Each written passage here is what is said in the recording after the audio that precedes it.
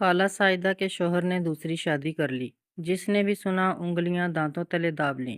خالہ سعیدہ جیسی خوبصورت اور وفاشار بیوی کے ہوتے ہوئے دوسری عورت کی ضرورت کیوں محسوس ہوئی بھلا؟ خالہ سعیدہ خوب گوری چٹی تھیں۔ ان کی تینوں بیٹیوں نے ان کا ہی رنگ روپ چرایا تھا۔ خالہ سعیدہ بے حد نفیس اور دھیمے مزاج کی خاتون تھیں۔ صفائی پسند اتنی کہ سارا گھر شیشے کی طرح چمکا رکھا تھا۔ ان کے ہاتھ میں ہنر تھا۔ سارے محلے کی عورتیں ان سے ہی کپڑے سلائی کرواتی۔ انہوں نے منظور صاحب کو ہر سکھ دیا تھا۔ نہ دے سکیں تو اولاد نرینہ، بس اسی کمی کو جواز بنا کر وہ رانی کو بیاہ لائے۔ رانی پکے رنگ کی بھاری بھرکم عورت آتشی گلابی موتیوں ستاروں والے سوٹ میں عجیب مضحکہ خیز لگ رہی تھی۔ شریکوں کے دلوں میں ٹھنڈ پڑ گئی۔ سارا محلہ پرسہ دینے آیا۔ ہمدردی کی آڑ میں خوب نمک پاشی کی گئی۔ سعیدہ خالہ کا دل خوب برا ہوا۔ وہ اپنا سامان لے کر اوپر والے پورشن میں منتقل ہو گئیں۔ منظور صاحب نے معافی تلافی کی کوشش کی مگر سعیدہ خالہ کا قلق ختم ہونے کا نام نہیں لے رہا تھا۔ منظور صاحب ماہانہ راشن دروازے پر رکھ کر لوٹ آتے۔ وقت کا پہیہ چلتا رہا۔ ان کو اپنے اکلوتے بھانجے ہاشم سے قلبی لگاؤ تھا۔ بڑی بیٹی نازش کے لیے انہوں نے ہاشم کو سوچ رکھا تھا۔ پھر ہاشم ان کی عزت بھی بہت کرتا تھا۔ ان کی زندگی میں بیٹے کی کمی پوری ہو جاتی مگر نازش نے اپنی پسند بتا کر انہیں صدمے سے دوچار کر دیا۔ بہرکیف انہوں نے عزت سے نازش کو اس کی پسند کے لڑکے سے بیاہ دیا۔ انہی دنوں میں رانی نے ایک بچی کو جنم دیا اور خود زچگی میں کسی پیچیدگی کے باعث خالق حقیقی سے جا ملی۔ سعیدہ نے دنیا دکھاوے کے لیے چند آنسو بہا کر رسم نبھائی اور اپنی راہ لی۔ اس روتی بلکتی ننھی جان سے ان کو خواہ کی بیزاری اور نفرت محسوس ہوئی۔ منظور صاحب نے کاکی کو سنبھالنے کے لیے جز وقتی آیا رکھ لی۔ ان کی زندگیوں میں اصل بھونچال تب آیا جب منظور صاحب روڈ کراس کرتے ہوئے ایک ٹرک سے ٹکرا کر موقع پر ہی دم توڑ گئے۔ دل میں بھاری بوجھ لیے اس دنیا سے چلے گئے۔ سعیدہ کو پچھتاؤں کے ناگ اندر ہی اندر ڈسنے لگے۔ گزشتہ چند برسوں میں کئی بار منظور صاحب ان کے دروازے سے نا امید لوٹے تھے۔ انہوں نے اپنی خطا سے بڑھ کر سزا پائی تھی۔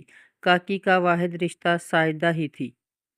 ساجدہ کو توأن کرہن کاکی کو اپنے ساتھ رکھنا پڑا۔ کاکی ہو بہو اپنی ماں کی کاپی تھی، اس کی طرح سیاہ رنگت اور بھدے نقوش، مگر اس کا دل اتنا ہی اجلا اور شفاف تھا۔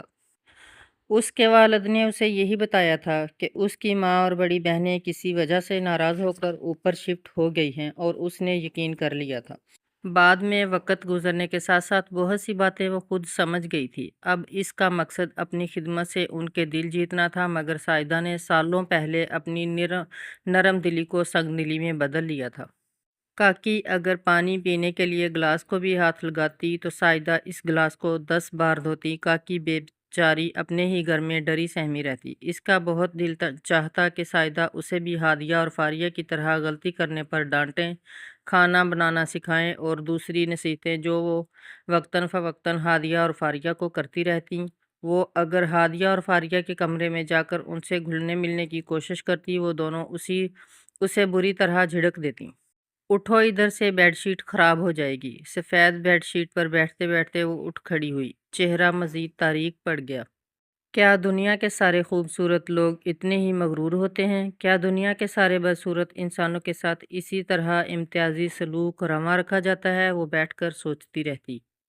ہادیہ اور فاریہ دونوں جاب کرتی تھیں۔ کچن کے کام سعیدہ خود ہی کرتی تھیں۔ اس دن سعیدہ کے سر میں شدید درد شروع ہو گیا۔ وہ پین کلر کھا کر سو گئیں۔ سپہر اٹھ کر کچن میں آئی تو کاکی کھانا بنا رہی تھی۔ اشتعال کی شدید لہر نے سعیدہ کو اپنی لپیٹ میں لے لیا۔ فشار خون بلند ہوتا گیا۔ وہ بولتی رہیں اور کاکی آنسو بہاتی رہی۔ یہ کس کتاب میں درج ہے کہ مجرموں کی اولاد سے نفرت کرو؟ اس کے والدین نے تو کوئی جرم بھی نہیں کیا تھا مگر نفرت ہو یا محبت، ان کے پیچھے کوئی وجہ یا لاجک نہیں ہوتی۔ ہادیہ اور فاریہ کے بالوں میں چاندی اتر رہی تھی مگر وہ شادی کے معاملے کو بلا وجہ طول دے رہی تھی۔ ادھر نازش کے بچے جوان ہو رہے تھے مگر ہاشم نے ابھی تک شادی نہ کی تھی۔ ہاشم کی آمد ایک خوشگوار جھونکے کی طرح تھی۔ سائدہ اسے دیکھ کر بہت خوش ہوئی۔ نازش کی شادی کے بعد وہ بیرون ملک ایسا گیا کہ پلٹ کر خبر ہی نہ لی۔ اب 15 برس بعد لوٹا تو بہت کچھ بدل چکا تھا۔ سائدہ کو ہاشم سے بہت محبت تھی۔ وہ اس کو ہادیہ کے متعلق سوچے بیٹھی تھی، مگر ہادیہ جلد ہی ان کے ارادے بھانپ گئی۔ ان کے کچھ کہنے سے قبل ہی اس نے اپنے کولیگ سے کورٹ میرج کر لی تھی۔ تم مجھے بتاتی تو صحیح، نازش نے بھی اپنی پسند سے کی تھی، تمہاری بھی کر دیتی۔ وہ رو پڑی۔ گستاخی معاف امی جان، مگر آپ کو اپنے بھانجے سے اس قدر محبت ہے کہ اس کا عیب نظر ہی نہیں آتا، جبکہ میں اپنی طرح خوبصورت ہم سفر چاہتی تھی۔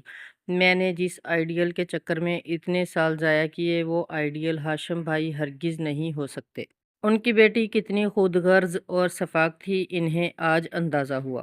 ان کی دلی تمنا تھی کہ وہ اپنا ہنر اپنی بیٹیوں میں منتقل کریں، مگر ان کی تینوں بیٹیوں کو سلائی کڑھائی سے کوئی دلچسپی نہ تھی۔ اس دن وہ کوئی پرانے ڈیزائن نکال کر دیکھ رہی تھیں جب کاکی ان کے پاس آ بیٹھی۔ آپ مجھے بھی یہ سب سکھا دیں پلیز۔ سائدہ نے ناگواری سے اسے دیکھا۔ وہ جب بھی ان سے مخاطب ہوتی اسے ہر بار منہ کی کھانی پڑتی تھی، مگر پھر بھی وہ باز نہیں آتی تھی۔ ساجدہ اپنی چیزیں سمیٹ کر اٹھیں اور تیزی سے سیڑھیاں اترنے لگیں۔ اسی سمے ان کا پیر ایسا پھسلا کہ وہ خود بھی پھسلتی چلی گئیں۔ دایاں پیر فریکچر ہوا تھا۔ ڈاکٹرز نے مکمل بیڈ ریسٹ کا کہہ دیا۔ نازش اور ہادیہ مہمانوں کی طرح آتیں اور تھوڑی دیر میں چلی جاتیں۔ فاریہ نے آفس سے چند دن کی چھٹیاں لی، مگر چھٹیاں ختم ہوتے ہی اس نے سائدہ کی طرف سے ہاتھ کھینچ لیا۔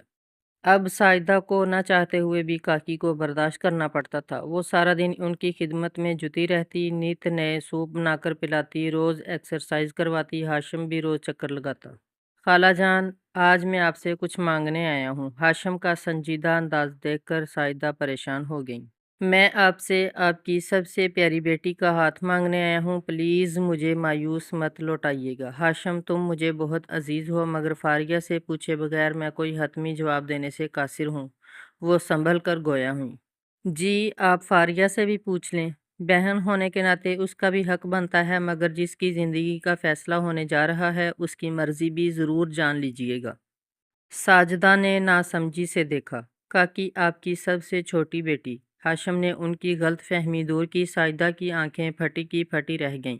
نگاہیں بے اختیار کچن کی کھڑکی کی سمت اٹھیں، جہاں کاکی ساری بات سے بے خبر کھانا بنا رہی تھی۔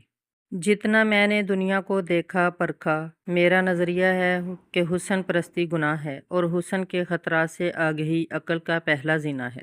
میں ہر انسان کا ظاہر نہیں باطن دیکھتا ہوں۔